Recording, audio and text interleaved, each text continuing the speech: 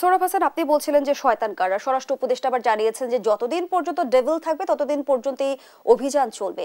কিন্তু আমরা কি এই বিষয়টিতে কোনো নিশ্চয়তা পেয়েছি যে আমাদের দেশে কি পরিমাণ ডেভিল আছে?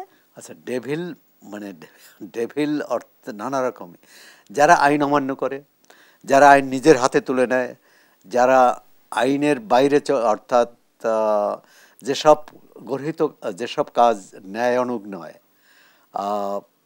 গর্হিত কাজ, অন্যায় কাজ, দখল করা, ভাঙচুর করা, সন্ত্রাসী তৎপরতা চালানো, হত্যা, ডাকাতি, ছিনতাই, চুরি, সবগুলোই হচ্ছে বেআইনি কাজ।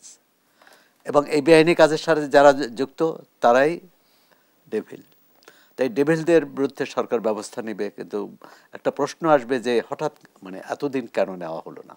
মানুষের মধ্যে অন্তর্বর্তী সরকার ক্ষমতায় আসার পর থেকেই মানুষের মধ্যে ছিল যে একটা নিরাপত্তাহীনতা ছিল। প্রথম দিকে বলা হয়েছিল পুলিশ নিষ্ক্রিয়, এবং পুলিশের পাশাপাশি কিন্তু র্যাব, বিজিবি, সেনা সদস্যরাও কিন্তু আইন শৃঙ্খলা রক্ষায় নিয়োজিত। যৌথ বাহিনী গঠন করা হয়েছে বিভিন্ন জায়গায়, তারা অপারেশনও করছে, কাজ করছে। তারপরও কেন জননিরাপত্তার ঘাটতি বা এতটা উদ্বেগ? আর সুতরাং এই অভিযান তো চালানোই হবে। আরেকটি বিষয়, আমরা এর অতীতেও দেখেছি যখনই কোনো সরকার বিপদে পড়ে বা এই ধরনের অপরাধ বেড়ে যায় তখন এই ধরনের বিশেষ অভিযান চালানো হয়। আর সেটি রাজনৈতিক আওয়ামী লীগ, বিএনপি দুই সরকারে আমলে চালানো হয়েছে। সে সময় যেহেতু দলীয় সরকার ক্ষমতায় ছিল, তাদের কিন্তু একটা রাজনৈতিক বিবেচনা থাকে। রাজনৈতিক বিবেচনা হচ্ছে দলীয় নিজের ক্ষমতাসীনদের বাঁচিয়ে অন্যদের বিরুদ্ধে, রাজনৈতিক প্রতিপক্ষকেও এই অভিযান প্রতিপক্ষের বিরুদ্ধে এই অভিযান চালানো হতো, অর্থাৎ এটা রাজনৈতিক অস্ত্র হিসেবে ব্যবহার করা হতো। কিন্তু এই সরকার তো রাজনৈতিক সরকার না। এই সরকার তো কোনো দলের প্রতি তার পক্ষপাতও নেই, বৈরিতাও নেই। এই সরকার জনগণের আন্দোলনের ফসল এবং এই সরকার জনগণের নিরাপত্তা দেবে, এটাই প্রত্যাশিত।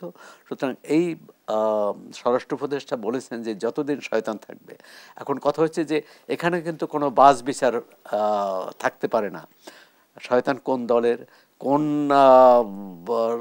নীতি আদর্শ সমর্থন করে, অথবা দলের বাইরেও যারা অন্যায় করবে তার বিরুদ্ধে ব্যবস্থা নেওয়া হবে। এবং কিন্তু জনাব সৌরভ হাসান, আপনিই বলছিলেন যে এই সরকার আসলে অরাজনৈতিক সরকার, এমনটি কিন্তু মানে আমরা যেমনটি শুনেছি যে ছাত্র নেতা সার্জিস আলমও বলেছে যে অপারেশন ডেভিল হান্ট সম্পর্কে তিনি বলেছেন শুধুমাত্র আওয়ামী লীগের ব্যানারে ছিল না, ডেভিলরা এখনো আছে। আওয়ামী লীগের কার্যক্রম যদি কোনো রাজনৈতিক দলের কর্মী করে তাকে গ্রেপ্তার করতে হবে, সমন্বয়কদের নাম ব্যবহার করে অপকর্ম করলে তাকেও গ্রেপ্তার করতে হবে। কিন্তু প্রশ্ন হলো, অন্তর্বর্তী সরকার কি অংশীজনদের ভেতর যদি ডেভিল থাকে তাদের চিহ্নিত করতে পারবে? না, করতে হবে, না হলে তো এই অভিযান সফল হবে না। যে কথাটি বলছিলাম যে দলীয় সরকারের অধীনে এই ধরনের অভিযানগুলো সফল হয়নি কেন? র্যাব প্রতিষ্ঠা করে র্যাবের বড় বড় অভিযান চালিয়ে অপরাধ দমন করা যায়নি কেন? কারণ সেখানে পক্ষপাত ছিল, বাছাই করা ছিল। নিজ দলের অপরাধী হলে তাদের বিরুদ্ধে ব্যবস্থা নেওয়া হতো না, বরং বিরোধী দলের নিরীহ নেতাকর্মীদেরও বিরুদ্ধে কী বলে তাদের হয়রানি করা হতো, জেল জুলুম করা হতো, এমনকি বন্দুকযুদ্ধের মতো ঘটনাও ঘটাতো। তবে এই ক্ষেত্রে এই সরকারকেও কিন্তু সচেতন থাকতে হবে যে অপরাধী ধরার নামে নিজেরাও, এই আইনশৃঙ্খলা রক্ষাকারী বাহিনী নিজেরাও যাতে অপরাধ করে না বসে এবং কোনোভাবেই মানবাধিকার লঙ্ঘন না হয়।